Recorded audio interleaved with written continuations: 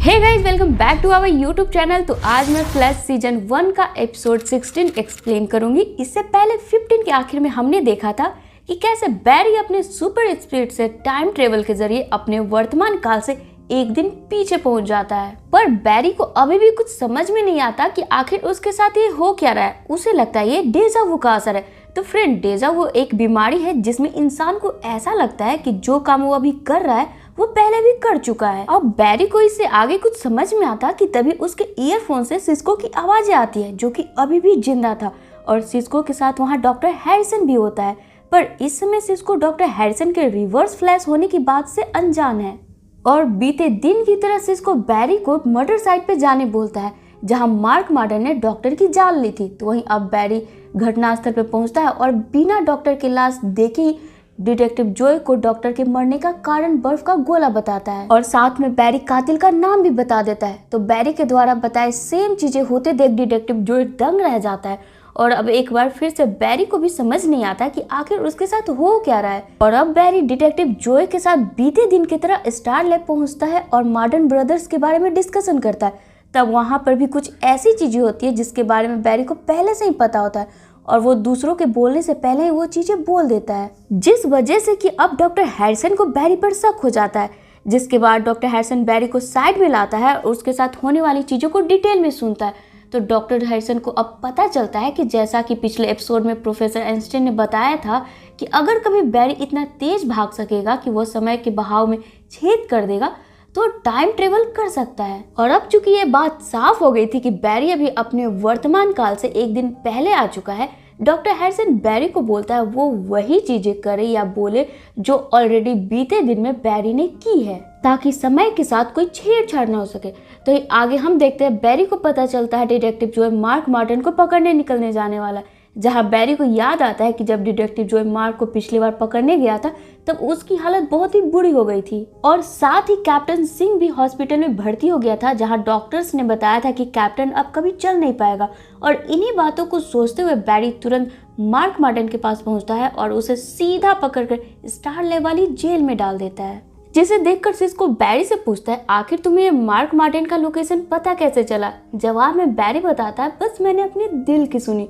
तो ये बैरी की बातें सुन सिस्को अब अपने भाई के बर्थडे पार्टी में जाने को डिसाइड करता है, जो कि अब पिछली बार टाइमलाइन में मार्क मार्डन की लोकेशन न पता लगाने के कारण नहीं जा पाया, जिस पर कैथलीन भी सिस्को के साथ उसके भाई के बर्थडे पार्टी में जाने को पूछती है।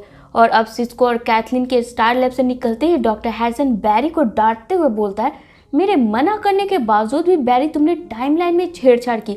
भले ही अभी तुम्हें लग रहा होगा कि तुमने सब ठीक कर दिया, पर इस बार मुसीबतें और बढ़ जाएंगी। जिस पर जवाब में बैरी सॉरी मांगते हुए डॉक्टर हैरिसन से बीते दिन के बारे में बताने की कोशिश करता है कि कैसे पिछली बार जॉय मौत के मुंह में फंसा हुआ था।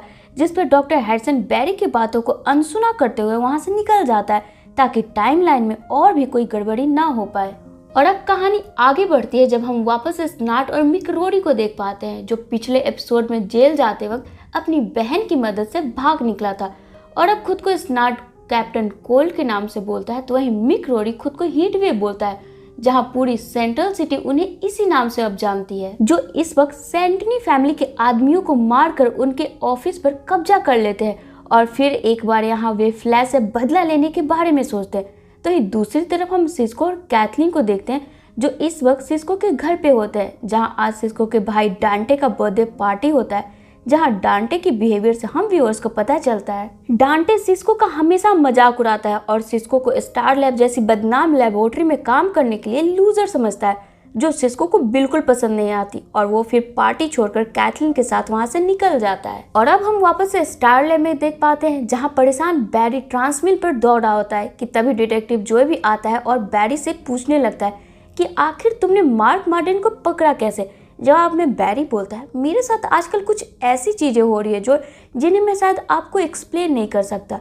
तो उसी वक्त अब बैरी को लिंडा का कॉल आता है, जिसके बाद की बैरी लिंडा से मिलने उसके ऑफिस पहुंचता है, जहां लिंडा बैरी को वही सारी बातें बोलती है जो पिछले टाइमलाइन में वो आयरिस से कही थी, जिसके मुताबिक लिंडा को लगता है बैरी को वापस से आयरिस को प्रपोज करनी चाहिए। जहाँ ये बातें सुनकर बैरी पहले तो थोड़ा कंफ्यूज होता है, लेकिन लिंडा के मुंह से सुन कि आयरिस के दिल में भी बैरी के लिए कुछ है, उसे ऐसा लगता है बैरी ये सुनकर काफी खुश हो जाता है और वो वहाँ लिंडा से ब्रेकअप करके सीधा आयरिस के पास पहुँचता है और आयरिस को अगले दिन आयरिस की फेवरेट रेस्टोरेंट में मिलने बोलकर वहाँ से चला जाता है। तो अब हम शाम के वक्त देखते हैं जब बैरी और सिस्को एक बार में बैठे ड्रिंक कर रहे होते हैं कि तभी वहाँ एक लड़की आती है जो सिस्को पर लाइन मारती है। क्योंकि अब सिस्को के पास ज्यादातर लड़कियां अपनी मर्जी से नहीं आती, इस लड़की को खुद में इंटरेस्ट दिखाते हुए देख सिस्को बैरी को वहां से जाने बोलता है। फिर उस लड़की के साथ बैठकर बातें करने लगता है। तब वो लड़की सिस्को को किस करके अपने साथ एक खाली बिल्डिंग में लाती है और अपना विग निकालती है कि तभी वहाँ कैप्टन कूल यानी कि स्नार्ड भी आ जाता है, जहाँ सिस्को के साथ हम व्यूअर्स को भी पता चलता है कि ये लड़की और कोई नहीं स्नार्ड की बहन है। और अब स्नार्ड सिस्को को किडनैप कर चाहता है कि सिस्को वापस स्नार्ड और मिक के लिए वही गन बनाए जो जेल जाते वक्त उनसे जब्त कर ली गई थी, जिसे सुन सिस्को मना कर देता है कि तभी हम मिक को देखते हैं जो अपने साथ सिस्को के भाई डांटे को भी लाया है और उसे मारने की धमकी देता है। चूंकि सिस्को डांटे से बेहद प्यार करता है, वो कोल्ड और हॉट गन बनाने के लिए तैयार हो जाता है। और साथ ही यहाँ अब स्नार्ड की बहन को भी एक ऐसा गन चाहिए था जिससे कि शूट करने पर चीजें सोने जैसी बन जाए। तो वहीं आगे हम बैरी और आयरिस को उनके फेवरेट रेस्टोरेंट में देख पाते हैं, जहां बैरी पिछले टाइमलाइन की बातों को याद करता है जब आयरिस ने भी उससे अपने प्यार की इजहार की थी। और इन्हीं बातों को सोचते हुए बैरी वापस से आयरिस को प्रपोज करता है। पर चूंकि इस बार पहले की तरह हालात नहीं बने थे, जहां आयरिस को ये महसूस नहीं हुआ था कि वो एडी को नहीं बल्कि बैरी को चाहती है, यहाँ एक बार फिर से आयरिस बैरी को मना करके वहां से चली जाती है। और अब आगे की कहानी में हम स्नार्ड, मिक और स्नार्ड की बहन एलिसा को देख पाते हैं जो अपने नए गन का जलवा दिखाते हुए एक कैसीनो पर हमला करते हैं।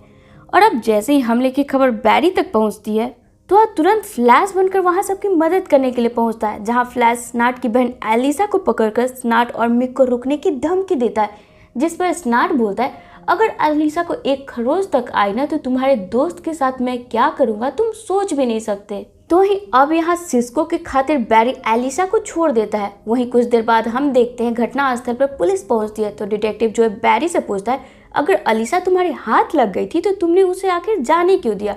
जवाब में बैरी उसे सिस्को के उनके कब्जे में होने की बात बताता है। और अब जब बैरी वहां से जाने ही वाला होता है कि तभी एडी आकर बैरी को एक घूसा मारता है और उसे आयरिस से दूर रहने बोलकर वहां से खुद चला जाता है। इसके बाद हम बैरी को डॉक्टर हैरिसन के साथ देख पाते हैं, जहां डॉक्टर हैरिसन बैरी को कन्विंस करता है कि टाइमलाइन में छेड़छाड़ करने से चीजें और भी कॉम्प्लिकेटेड हो जाती है, इसलिए मेरी बात मानो, बैरी पास्ट में जाकर नोरा यानी अपनी माँ को बचाने का ख्याल अपने दिमाग से निकाल लो। कि तभी हम सिस्को को देख पाते हैं जो अचानक से सही सलामत स्टार लैब आता है, जिसे देखकर सभी दंग रह जाते हैं। जहां अब सिस्को से हम व्यूवर्स को पता चलता है स्नार्ड ने सिस्को के भाई डांटे को मारने की धमकी देकर फ्लैश का असली नाम पूछा और मजबूरी में सिस्को को फ्लैश का असली नाम यानी बैरी की पहचान स्नार्ड को बतानी पड़ी, जिसके बाद के स्नार्ड ने डांटे और सिस्को को आजाद कर दिया। अब चूंकि सिस्को खुद बैरी की पहचान बताने के कारण काफी गिल्ट में था, सिस्को डिसाइड करता है कि अब वो स्टार लैब को छोड़कर चला जाएगा क्योंकि उसने अपने दोस्तों का भरोसा तोड़ा। तब डॉक्टर हैरिसन अपना फायदा देखते हुए सिस्को को साइड में लाकर कन्विंस करता है कि स्टार लैब सिस्को के बिना कुछ भी नहीं है, उसे ये स्टार लैब को छोड़कर नहीं जाना चाहिए। और तभी कैथलीन उन्हें बुलाकर स्क्रीन पे दिखाती है सेंट्रल सिटी में कैसीनो के ट्रक को 3 लोग मिलकर लूट रहे हैं, जहां उन्हें अब स्नार्ड का प्लान समझ में आता है कि उसका प्लान सिर्फ कैसीनो में मौजूद लोगों को परेशान करना नहीं था, बल्कि देखा जाए तो आमतौर पर जब भी किसी कैसीनो पर हमला होता है तो वहां का सिक्योरिटी गार्ड पैसों को किसी सुरक्षित जगह पर ट्रांसफर करते हैं। और स्नार्ड का यही प्लान था कि जैसे ही पैसों का ट्रक निकलेगा वो उसे लूट लेगा, जिसके बाद कि बैरी तुरंत ही कैसीनो के पैसे को बचाने निकलता है और वहां वो तीनों को रोकते हुए स्नार्ड को पकड़कर अपने साथ एक दूर जंगल में ले जाता है, जहां वो दोनों पहुंचकर आपस में बातें करते हैं। जहां बैरी स्नार्ड को चोरी करने से मना करता है, जिस पर स्नार्ड उल्टा बैरी को धमकी देता है कि अगर वो उसके रास्ते में आया तो बैरी की असलियत पूरी दुनिया के सामने ला देगा, जिस पर बैरी बोलता है ठीक है, अगर तुम्हें चोरी करना है तो करो, पर एक बात याद रखना, लोगों को नुकसान नहीं पहुंचनी चाहिए और साथ ही आगे तुम्हारा कोई भी चमचा या दोस्त मेरे परिवार या दोस्तों के आसपास भी दिखा तो मैं इस बात की परवाह बिल्कुल नहीं करूंगा कि तुम मेरी असलियत पूरी दुनिया के सामने लाने वाले हो। और इतना कहकर बैरी स्नार्ड को उसी जंगल में छोड़कर वापस आ जाता है। तो यहीं आगे हम बैरी को जीटर कैफे में आते देखते हैं, जहां पहले से ही कैथलीन, आयरिस और एडी मौजूद होते हैं।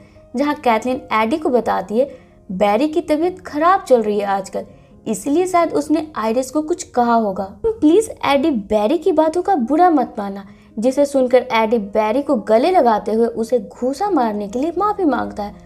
तो वहीं आगे के सीन में हम मासूम को देख पाते हैं। जैसा कि हमने पिछले टाइमलाइन में देखा था, मासूम डॉक्टर हैरिसन के खिलाफ रिपोर्ट बनाकर संडे के अखबार में छापने वाला है और इस वक्त मासूम सारे इकट्ठा किए गए सबूतों को जोड़ रहा है कि तभी वहां रिवर्स फ्लैश आता है और मासूम पे गुस्साते हुए मासूम की जान ले लेता है और फिर मासूम द्वारा इकट्ठा किए गए सारे सबूत को वहीं मिटा देता है। तो वहीं अब एपिसोड के आखिर में हमें बैरी को स्टार लैब में डॉक्टर हैरिसन के साथ दिखाया जाता है, जहां बैरी मासन के बारे में बस डॉक्टर हैरिसन को बताने ही वाला होता है कि तभी उसके पीसी के स्क्रीन पे उसे एक ब्रेकिंग न्यूज दिखती है, जिसमें अचानक मासूम के गायब होने की खबर छपी होती है, जिसे देखकर बैरी दंग रह जाता है। क्योंकि पिछले टाइमलाइन के अनुसार मासन रविवार के अखबार में डॉक्टर हैरिसन के खिलाफ कुछ बड़ा छापने वाला था और ये बात बैरी को भी पता थी, जिसके बाद कि बैरी इस न्यूज को मिलते ही वो तुरंत डिटेक्टिव जोय से मिलता है और जोय को बताता है शायद आपने सही बोला था, हमें डॉक्टर हैरिसन पे नजर रखनी चाहिए।